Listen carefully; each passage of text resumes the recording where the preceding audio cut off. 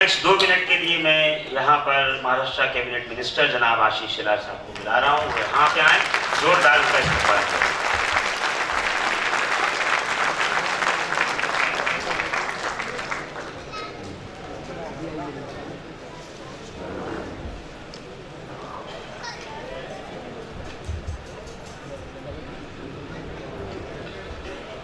हजरत रब्बानी पीर साहब रब्बानी फाउंडेशन की तरफ से आयोजित इस ऑल इंडिया सूफी कॉन्फ्रेंस में यहाँ पर उपस्थित नेशनल माइनॉरिटी कमीशन के चेयरमैन सैयद गयूर हसन रिजवी साहब, मुंबई शहर के हमारे मेयर सम्माननीय विश्वनाथ महाडेश्वर साहब, मंच पर उपस्थित एम्बेसडर फॉर पीस विश्व गुरु doctor Lokesh Muni ji, Amin Pathani ji, president Dargah Khwaja Ajmer Dargah, Hazrat Syed Maulana Aslam Miyan Wakimi, Hazrat Shamim Munami, head of department of Arabic Patna college, Hazrat Naiyar मियाँ रदुल्ली शरीफ, हजरत नसरुद्दीन चिश्ती अहमदाबाद, हजरत सैयद जाफर इकबाल यूके, हजरत सैयद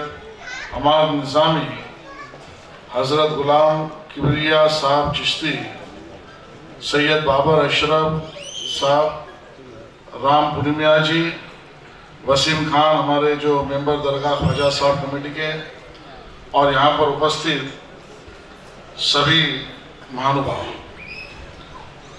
सबसे पहले तो मैं आप सबका इस बांद्रा में, इस मुंबई शहर में, इस महाराष्ट्र में बहुत तहे दिल से स्वागत करता हूं।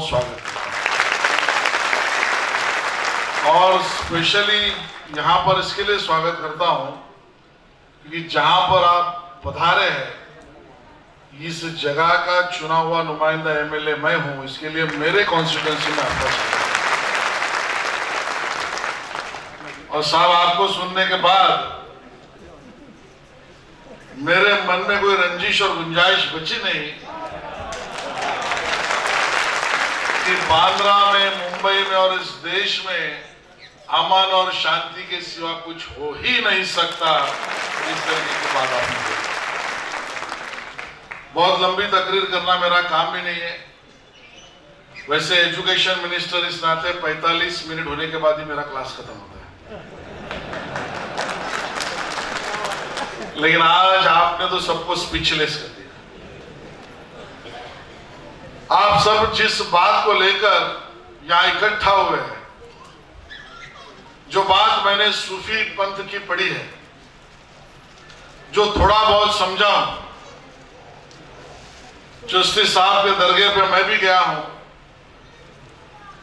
और मैंने जितना भी पढ़ सका उसमें एक ही बात मेरे सामने पूरी बात समझने के बाद आई।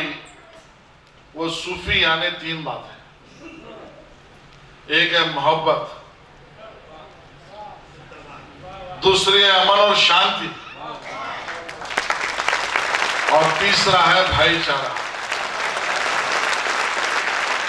तो अगर सूफी का मतलब अमन, शांति, मोहब्बत और भाईचारा है, तो मैं तो चाहूंगा पूरा हिंदुस्तान सूफी बन जाए।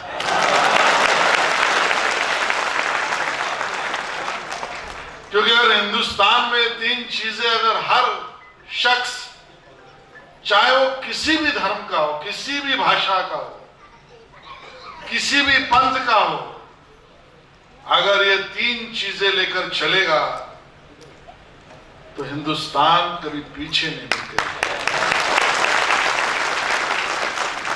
सूफी यानी हिंदू मुस्लिम एकता भी है,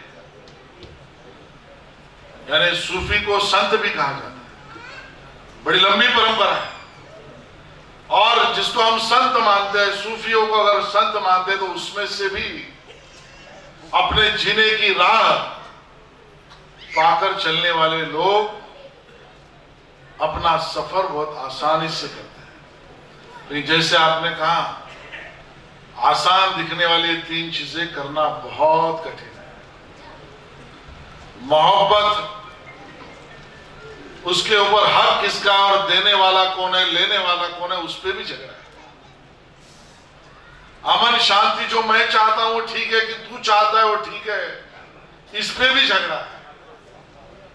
भाईचारा मैं करूं तो ठीक, तूने किया तो क्यों नहीं किया, इस पे भी झगड़ा है। और इसके लिए इन तीनों बातों को समझना यह बहुत आसान काम नहीं है।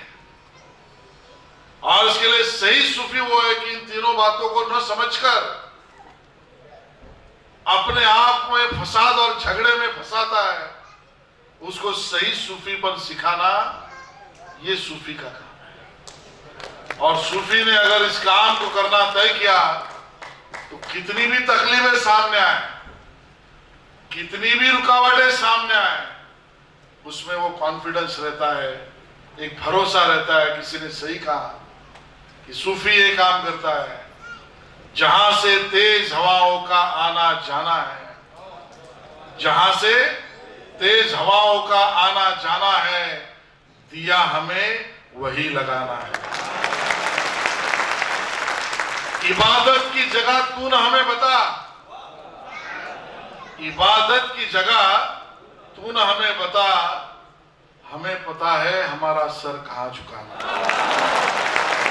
और इसके लिए सूफी इस राह पर चलने वाले इस ऑल इंडिया कॉन्फ्रेंस में आप सब लोग दिन भर यहां पर या इकट्ठा होकर जो ताकत आपने यहां रहने से पैदा की है, उससे भी एक अमन और शांति पूरे हिंदुस्तान में फैले, इस प्रकार की बात कह के मेरी बात को यहां खत्म करता हूं। बहुत बहुत धन्यवाद। जय हिंद, जय महाराष्ट्र।